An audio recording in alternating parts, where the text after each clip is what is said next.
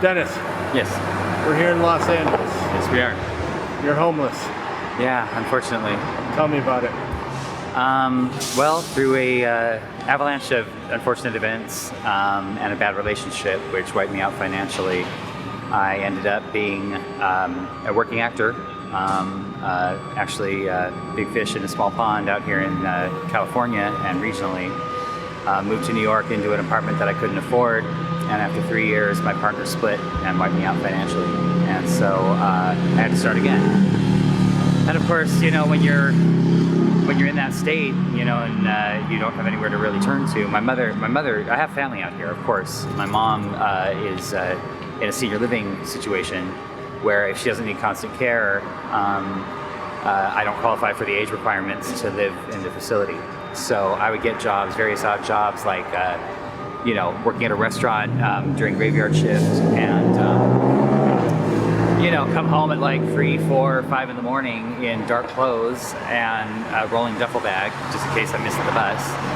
And people in the environment thought that I was going to be there to burglarize them or rape them or kill them. Geez. So I had to leave. The manager gave her an ultimatum. They said either you leave or your son leaves.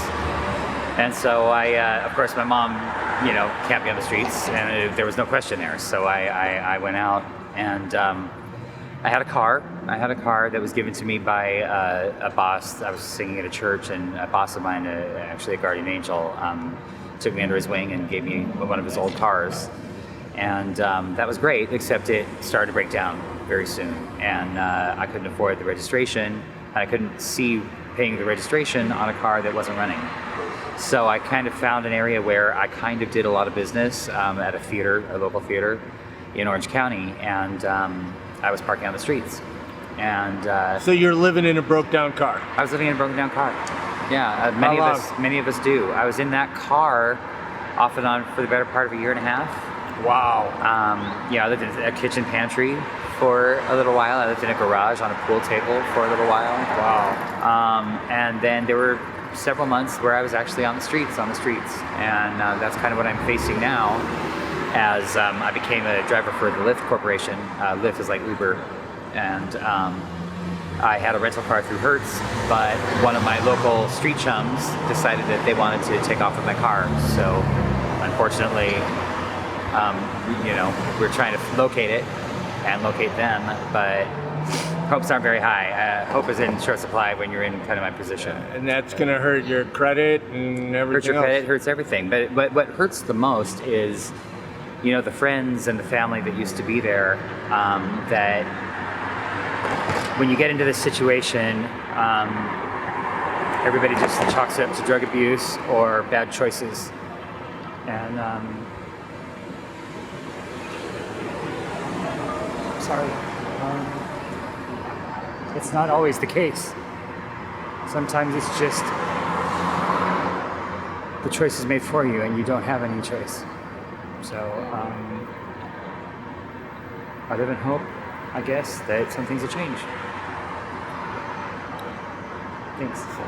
Sometimes you work all you can. Everybody makes bad choices. You do everything you can. And it's like the world's fighting against you. Yeah. And you can't give up. Yeah, I guess so. I keep trying. I hope it's not in vain. I was out here 23 years ago for bunches and bunches of years. Yeah. So. Well, thank you. No, you can't give up.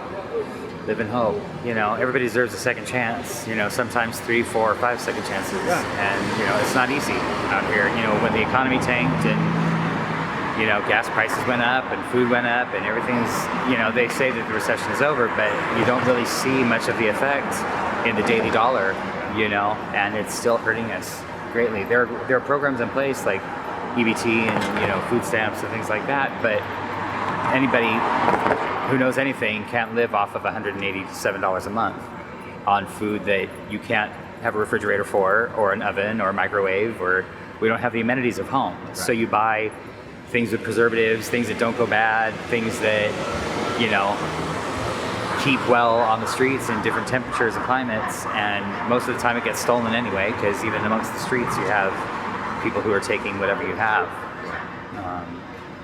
Well, you're in pretty good spirits. I for try. going through all this. I try. What would you want people to know about homelessness that they probably wouldn't know, or they stereotype that's wrong? Right. Well, homeless people used to have, it used to be the class system. Homeless people used to be that person that you didn't know, that would talk to themselves, or that didn't bathe in the corner of a doorway, that everybody just walked by and overlooked. Oh, there's my bus. That's okay though. And everybody would just overlook. But they're now your sons or your daughters, your sister, your brother, your cousins, somebody in your family. The way that it's going, at some point in time, somebody in your family is going to be homeless. And if you think about that person that you overlooked in the past, and that were a member of your family, I would hope that you would have the heart and the humanity to do something different. Great answer. If you had 3 wishes, what would they be? Oh God. Cure for deadly diseases. The end of homelessness and poverty. Destruction of the class system altogether. But and world peace. Well, what a noisy night. I was thinking there's no way I could have gotten away from the intersection or the bikes or the scooters. Yeah. Thank you very much for talking to me, and go catch your bus. Thank you. I hope there was some usable footage there. Oh, Have a good day. Great.